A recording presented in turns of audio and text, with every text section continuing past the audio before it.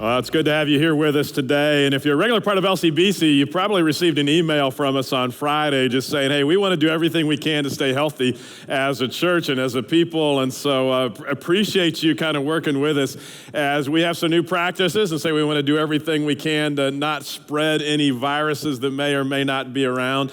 And some of you are skeptics and go, there's no virus anyway, or whatever it may be. But we appreciate you just playing nice. And the interesting thing is one of the policies and one of the practices we say we want to try to adopt for at least for the next several weeks is to say, let's kind of hold back on handshaking and hugs. And that's hard. I mean, I've walked probably up to about 10 people and stick my hand out and they're kind of like, oh, can't do that anymore. And so I don't know what else you do. You just kind of look at each other and wiggle your elbows. And anyway, we're glad you're here and appreciate you working with us. What we're suggesting, if you're sick, then somebody in your family is sick, then stay home. You have a ticket to stay home and watch online and take part that way. But we're glad you're here with us today. Last weekend, we opened our West Shore campus, so Mechanicsburg, other side of Harrisburg, and just a little bit of video from last weekend at the West Shore campus. And so about not quite 1,100 people showed up, and a great weekend on the West Shore. And so excited for those of you that are a part of the West Shore and what God is doing now, what He's going to continue to do in the future. And so good to have you here. As you see the footage, then it just kind of looks like LCBC and looks like our campuses. And so very cool that you're a part of that on the West Shore. Well, we're in a series that we've entitled Detours, and in this series, we're actually talking about the fact that all of you kind of have a starting point in our lives, and at some point there will be an end point. But as we go through our lives, we experience all kinds of detours or ups and downs in our lives, and we're all racing through life. But as we race through life, it typically doesn't go the way we expect. Detours are just kind of unexpected changes that we experience in our lives, and these unexpected changes happen a variety of ways. They're influenced by several things. So you're born, you start going through life, and you're heading through life, and all of a sudden, there's maybe a circumstance in your life, something that you had no control of whatsoever, but that circumstance begins to change the trajectory of your life, and it takes you on a detour that you had not expected. Or maybe it's the people in your life. And there are people around you, maybe it's your family, maybe it's friends, maybe it's coworkers, maybe it's classmates, and there are people in your life, and they begin to impact this trajectory of your life. Or perhaps it's the choices you make. You and I all make choices every day, and those choices begin to impact our lives and send us on a particular journey maybe that we hadn't expected to go on. And then God's a part of all this as well, and He's also influenced our journeys as we move forward. And what's interesting is oftentimes we blame our journeys, our detours on our circumstances. We say, it's totally out of my control. I can't help what's going on. We blame it on people, and we say, it's the other people in my life. Sometimes we blame it on God. And we find ourselves on a detour we don't like, and we shake our fist at God, and we say, God, what are you doing in my life? I can't believe you're doing this to me. And so oftentimes we almost play the victim and say, as I go through my life, I really have no control whatsoever. And yet the truth is, you and I also have the opportunity to make choices. And the choices that we make have an impact on our particular journeys. The truth of the matter is that the choices we make today are going to impact what we experience tomorrow. And so today we want to zero in on the choices that we make. Choices that sometimes they're small, we don't give them much thought. Sometimes we give them a lot of thought. Sometimes they keep us awake at night.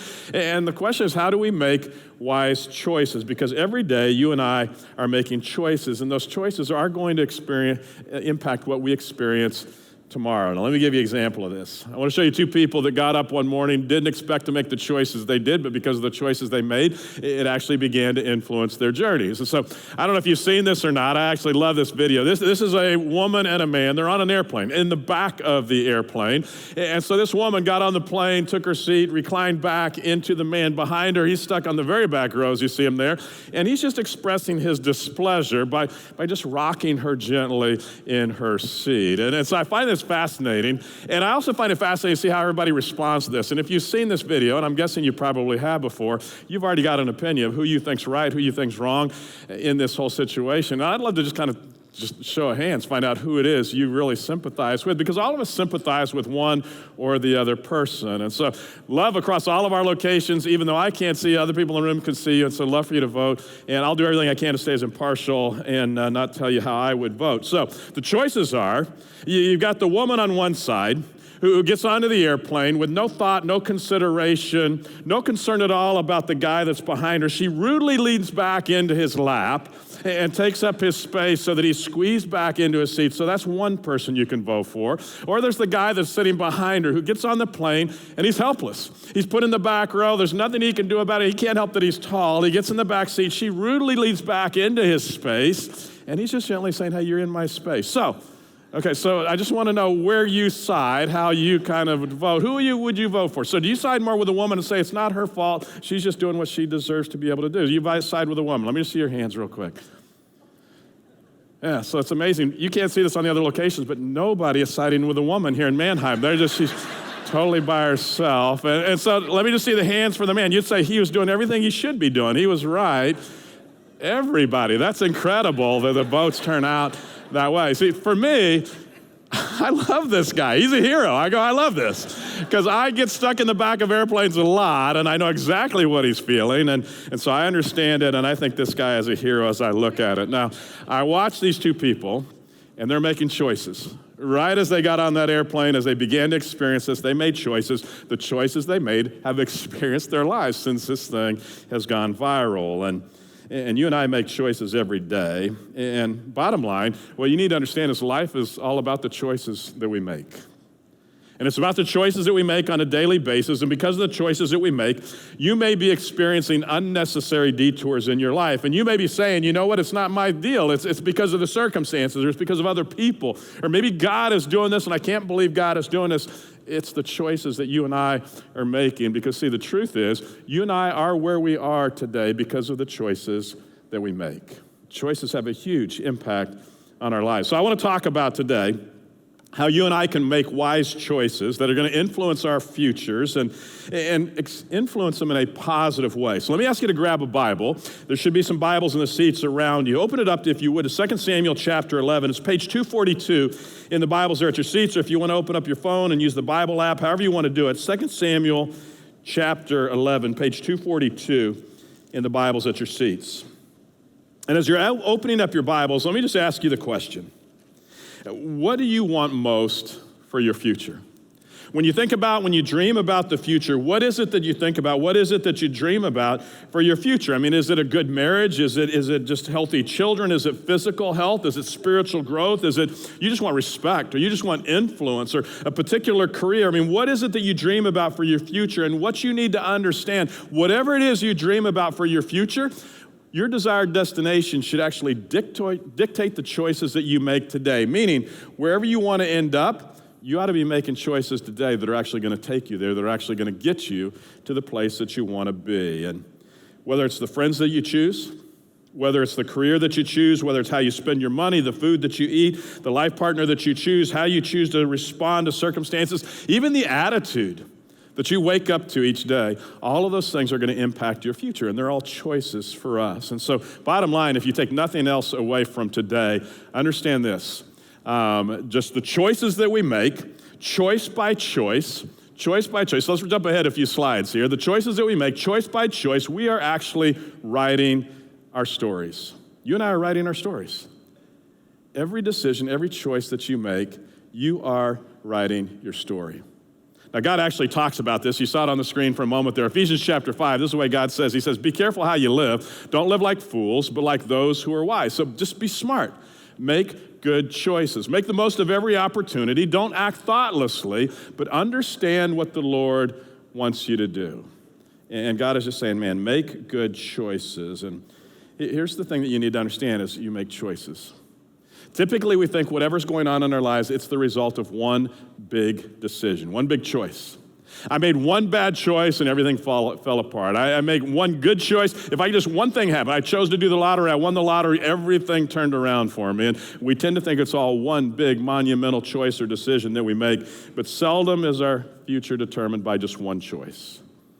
Typically, it happens one small choice, day after day after day, and all of a sudden it ends up in a place where it's not quite where I thought I was going to end up in my life. And so 2 Samuel 11, actually tells the story of a man named David. Actually, 2 Samuel 11 only tells one chapter in the life of this guy named David, but without a doubt, it has to be the worst chapter in David's life. And whether you've been around church much or not, more than likely you've heard this part of David's story. And what we learn from David's story is this. It's the fact that there are consequences to our choices, and oftentimes they happen later than we expect, and oftentimes they're greater than what we ever imagined they would be. In other words, when you make a choice, I make a choice, there will be a consequence, good or bad. There will be some kind of outcome to my decision, my choice, and typically it doesn't come as quickly as I thought it would. I wish it would come quicker or not, and usually it's bigger than I ever thought it would actually be. And in this particular story, I would have to say that David has regrets about this chapter in his life. I think if he could have this chapter in his life back, he would take it back without any hesitation. And maybe you have chapters of your life where you go, I would love to have that chapter back. I would love to have that time back. I'd love to have that choice back. I mean, you've made choices that you actually regret, and David made choices that he regretted. And see, our greatest regrets oftentimes are connected to the choices that we've made. And again, it's typically not a big monumental thing. It's just a small choice, but choice after choice after choice, and all of a sudden it becomes a big deal. Now, one of the things that I love about reading the Bible, it's filled with people just like you and me. And God doesn't try to sanitize their lives and doesn't try to clean it up. He just says, hey, this is what was going on in their lives. And it's filled with people that made choices like you and me, a lot of choices, big choices, small choices, good, bad choices. And just like you and me, their choices influenced their journeys. And so here we got David. David is described to us in the Bible as a man after God's own heart, which tells me if he's a man after God's own heart, it says he must have loved God deeply. He must have served God. His whole life was set out to please God. But around the age 50, David made a series of choices that actually caused a detour in his life, a detour not only in his life, but his extended family as well. So let me begin reading 2 Samuel chapter 11.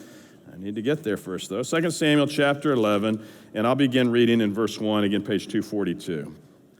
It says, in the spring of the year, when kings normally go out to war, David sent Joab and the Israelite army to fight the Ammonites. They destroyed the Ammonite army and laid siege to the city of Rabbah. However, David stayed behind in Jerusalem. So he makes a choice. He says, you know what, you guys go ahead, fight the battle. I think you've got it covered. I'm going to stay back. Late one afternoon, after his midday rest, David got out of bed and was walking on the roof of the palace. As he looked out over the city, he noticed a woman of unusual beauty taking a bath. He sent someone to find out who she was, and he was told, she is Bathsheba, the daughter of Eliam and the wife of Uriah the Hittite. Then David sent messengers to get her, and when she came to the palace, he slept with her. She had just completed the purification rites after having her menstrual period. Then she returned home. Later, when Bathsheba discovered that she was pregnant, she sent David a message saying, I'm pregnant. And so we've got this series of choices that David makes, and it just kind of keeps on running. After he finds out that Bathsheba is pregnant, he makes another choice. He chooses to cover this whole thing up, try to hide it. And so he sends for Bathsheba's husband, Uriah. He's out in the battle that David was ignoring, but he's there fighting on the front lines. And David invites Uriah to come back home from the war. He says, why don't you just come back and relax? David actually sends a gift to Uriah to bring to Bathsheba. He says, why don't you come back and relax? And his hope is when Uriah comes home, then he's going to relax. He's going to be with his wife. He's going to sleep with his wife. And then whenever she is found to be pregnant, then Uriah will just assume, hey, that's my baby. But the thing is, David wasn't the only one making choices here. Uriah was also making choices. And Uriah chose not to go home and relax. Uriah chose not to go home and see his wife. He chose not to go home and sleep with his wife. Instead, Uriah decides, I'm going to camp out at the city gate. And so when David sees that he's camped out at the city gate, he goes to Uriah and he says, what are you doing? Why don't you go home and be with your wife? Why don't you go home and relax? Be with your wife, sleep with your wife, in essence. And this is what Uriah says. He says, how could I go home and dine and wine and sleep with my wife? When all of my fellow soldiers are at war, I swear I would never do such a thing. He says, I couldn't do that. So Uriah makes his choice. So David makes another choice. This time, David sends Uriah back to the battlefront. He puts him on the very, very front lines. And once Uriah is there in position, he orders all the other troops to fall back, leaving Uriah exposed and ultimately killed by the enemy. Again, remember, all of this is from the guy who's described as a man after God's own heart. And you kind of read his story and he goes, how did it ever get to this point? And I would have to think David had to ask himself, how did it ever get this far? To the point of somebody actually dying. And have you ever found yourself in a situation where you go, how did it get to this point? Where did this come from? How did we get here? Maybe it's in an argument with your wife, your husband, your son, your daughter, a coworker, your roommate, and you're arguing, and you've been arguing for a while, and at some point you go, I don't even remember what we're arguing about anymore. I just know we're arguing. How did it get to this point? And usually it started with a very small choice, just one choice, one decision, and then it just kind of keeps going from there. And so for David, it started out so simply. It was just one small choice. I mean, look at the choices that he makes. He, first of all, chose to stay home. When all the other kings go to war, he chooses to stay home. And that may or may not have been the right decision, but it's just a small choice. And, they've got it covered. We're fine. They don't need me. And so he chooses to stay home instead of going. He lets his eyes wander from the rooftops. And he sees Bathsheba. Not only does he let his eyes wander, but he actually remains there in lust, desires her for himself, and chooses then to use his power to bring her back to his room, entice her into his room where he chooses to become intimate with her, and then he chooses to kind of cover all this up when he finds out that she's pregnant. He makes another choice. Let's order the death of Uriah. And again, it's just choice after choice after choice. What we need to understand is David's downfall was not determined by one fatal choice. We tend to think he just made one big bad mistake. He didn't make one big bad mistake. He made a series of small, just poor choices. And it leads to something bigger. And choice by choice, David is writing his story. And he could have stopped at any point. He could have made a different choice. I mean, it's a series. It's not just one. It's a series of choices he makes. And he could have stopped it at any point. And his chain of choices become a permanent part of his story. And his choices cause detours, and not just for himself, but for his extended family and the entire kingdom. And here's the thing that we need to understand. See, when we find ourselves in those situations, God actually offers forgiveness, but he doesn't necessarily remove the consequences of our foolish decisions, the choices that we make. And God doesn't save us from the consequences of our choices. And so sometime later, David eventually breaks down and admits his guilt, and he just cries out to God. He says, oh, God, I'm so sorry, I need you. And the cool thing is God didn't run from David at that point. God didn't push him away. Instead, God opens his arms up wide, and he says, okay, come on. And he welcomes him in, and he takes him back in. And here's what we need to understand.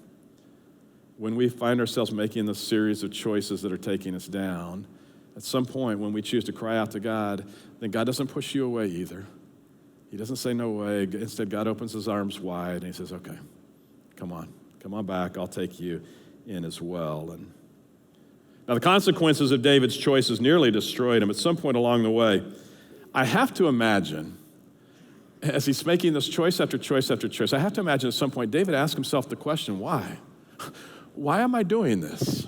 Why am I doing these things that I really don't want to be doing? I don't know that he wanted to be killing Uriah. Why am I doing these things? And things that are going to hurt me, things that are going to hurt other people. Why do I do the things that I'm doing? And maybe that's a familiar question for you. Why do I do the things that I'm doing? Why do I do the things that I don't want to do? Why do I make choices that I do? Why do I say the things that I say to hurt her, to hurt him? Why do I treat him this way? Why do I treat her that way? And especially choices that, man, I know they're not going to end up good. I know it's going to take us in a bad place. And so every choice that we make has the power to change the course of our lives. And so the question is, how do we make good choices? How do we make sure that we're not making bad choices? Because again, even good choices, it starts with one small one and another small one, another small one, and all of a sudden it takes us to someplace good. And again, it happens with our bad choices as well. It can take us someplace bad, or it can take us someplace good. So how do we make wise, good decisions? And so Andy Stanley actually gives 4 questions that I actually like when he says, when you're making decisions, choices, that I think are just great questions to ask. So let me give you 4 questions. You might want to write these down. But question number 1 is, am I being honest with myself about this situation? Am I really being honest with myself? And the reason we ask that is because all of us, we're experts at self-deception. We can deceive ourselves into thinking this is a good choice to make. And we can go find other people and we can talk to them and try to sell them on the choice that we're making and try to convince them that it's a good choice. Some people will go along with us and go, oh yeah, that's a good choice. Other people, they'll say it's a good choice. They know it's not. Some people are bold and they'll say, it's not a good choice. But we step back and we go, you know what, but I think it is a good choice, and we ignore the advice of other people, and And all of a sudden, we find ourselves self-deceived where we bought into a lie. And am I really telling myself the truth about this situation? Somehow David convinced himself as he was making choice after choice after choice, these are good choices. And so am I being honest with myself? A second question to ask ourselves in this situation is, what story do I want to tell? What story do I want to tell about my life? And what story do I want others to tell about my life? And what choices you're making today will become a permanent part of your story. And so what we tend to do is we think, oh, it's just a choice. It's a small one. It's not a big deal. I'm going to make a choice, and it may not be that good of a choice, but it's a small one. I'm going to go ahead and just make that choice now. When if we would say, you know what, it's not just a choice. It's actually a part of my story. I'm writing my story right now. And do I want this to be a part of my story? And if we begin to look at it as part of our story and not just a choice, then we see it in a whole new light. I mean, if we could have dropped in on David, it's okay. Wait a minute, David, is this really the story you want to tell? You and Bathsheba, you and Uriah, is that the story you want to tell for yourself? Maybe he would have chosen differently. So the first question to ask is, am I being honest with myself about this situation? The second is, what story do I want to tell? The third question is this: is there an internal tension that deserves my attention? In other words, what am I feeling inside? And if my gut is just kind of stirring about this particular question, and I've got to ask myself, okay, something doesn't seem to feel right here, and I've got to pay attention to that.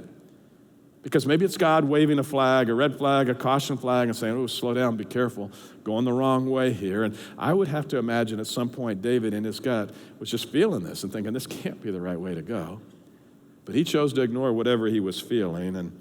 And for us, it's saying, okay, what's going on inside of me? Is this God telling me, slow down, be careful, not a good choice? And the last question you want to ask yourself, and this one is really for those of us that are followers of Jesus. If you're not a follower of Jesus, you don't need to ask this one, but what would be most honoring to God?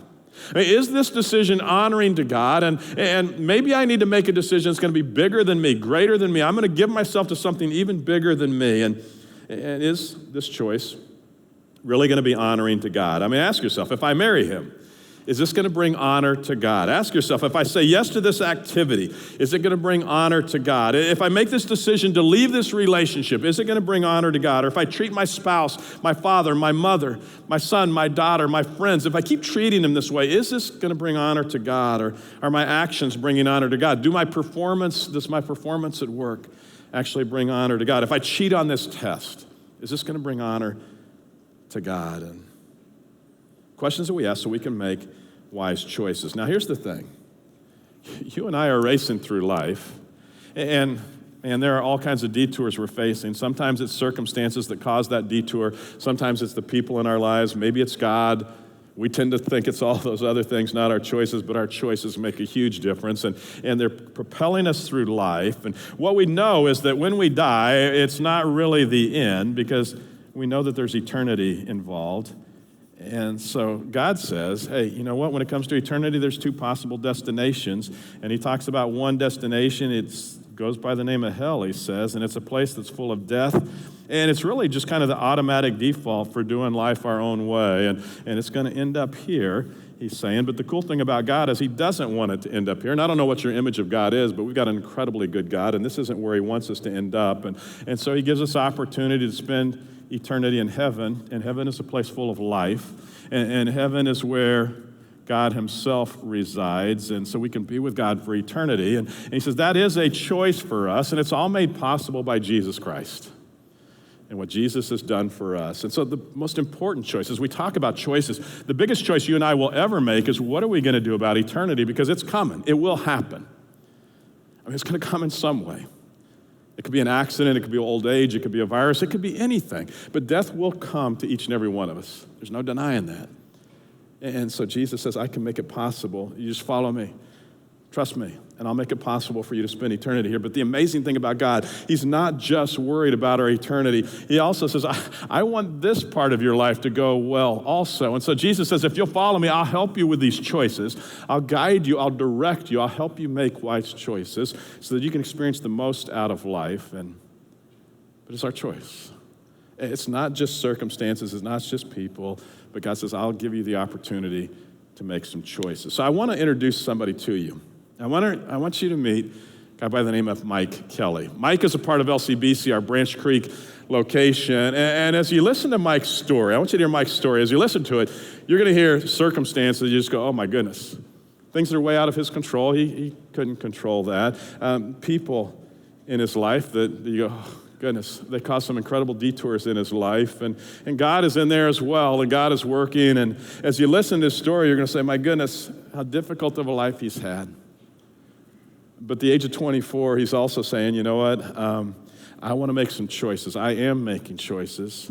I love the way he talks about what he says is, I'm asking God to redeem the first few chapters of my life and turn it into something good. Turn it into something positive. And what I really believe about Mike, as I listen to his story, as I listen to his choices, is there's a lot more to his story to be written. It's not over with. And I think it's going to be an incredibly good, really good ending as he chooses to continue to follow Jesus. And so listen to Mike's story. As you listen to Mike's story, how does his story compare to yours?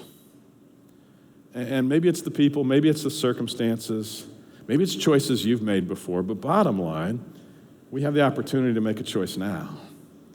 To say, I'm going to follow Jesus. Jesus, would you redeem my past? Would you redeem my story and write a whole new story? Listen to Mike Kelly's story.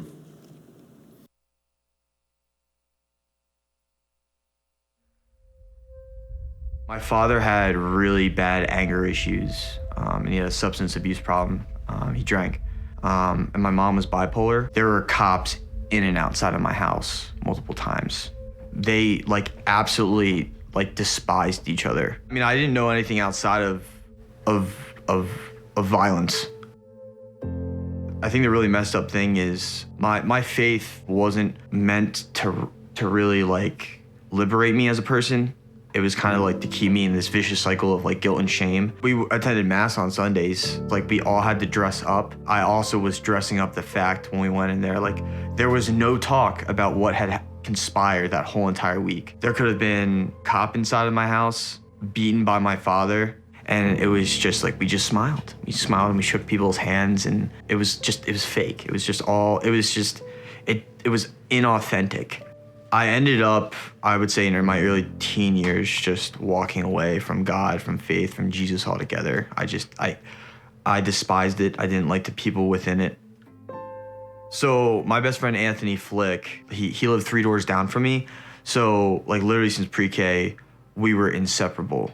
As the years went by, I found myself going to his house more and more to escape the insanity and the chaos and the violence that just was nonstop at my house.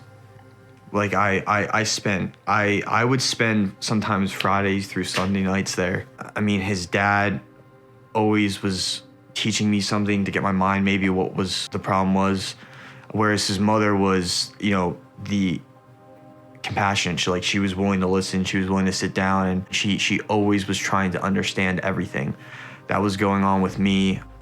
So all the things I needed from a family, I got from them. So then I go into school Monday. Our whole school goes on a lockdown. Police outside Philadelphia say 6 people are dead and 1 is wounded in several homes, and they're still looking for a man responsible. The Montgomery County District Attorney. We're this is crazy. So she flips on the projector and it literally warms up, and instantly I know where it is. It's Anthony's door they're about to kick in. When the SWAT team went in,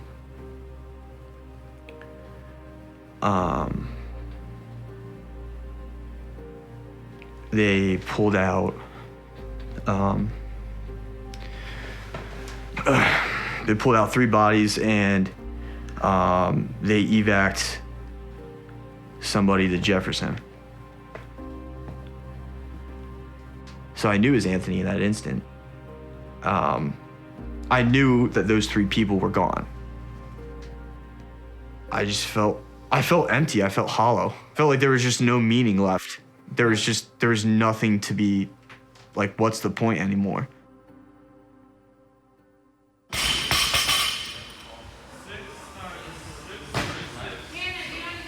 I was just all about working out I wasn't dealing with anything. I was still trying to coat over all of this pain and all this anguish and all this violence and all this death that I lingering with just working out. But the problem is, the workout always ends. The timer always goes off.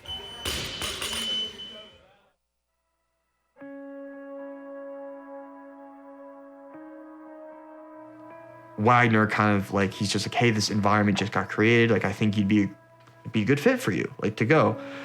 And so I started going to that, and it was just kind of like instantaneous. The second I started going to Connect, like, I found like this great group of guys.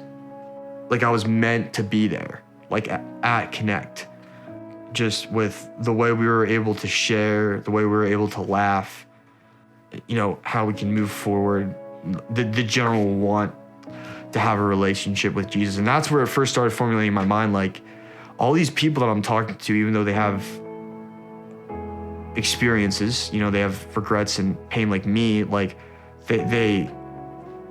there's this relational journey they're on, and there's this relationship they have with Jesus that, like, is so different than anything I've ever experienced in my walk, in my faith growing up. And I was just kind of like, I want that. Like, I was just like, I don't want to be a slave to anything anymore, to my work, to being a coach, to being an athlete. Like, I just want Jesus in my life. Like, I want that relationship. For the first time in my life, I wasn't feeling like a victim or feeling like I was being controlled by my past or that my anger was there. And then I hit this point, and then it just dropped. Like, I came down from that spiritual high. The trauma, the pain, the grief, the loss, it all came back. Even though I know Jesus is there, it's like, I don't want to feel this. I didn't want to feel any of the pain.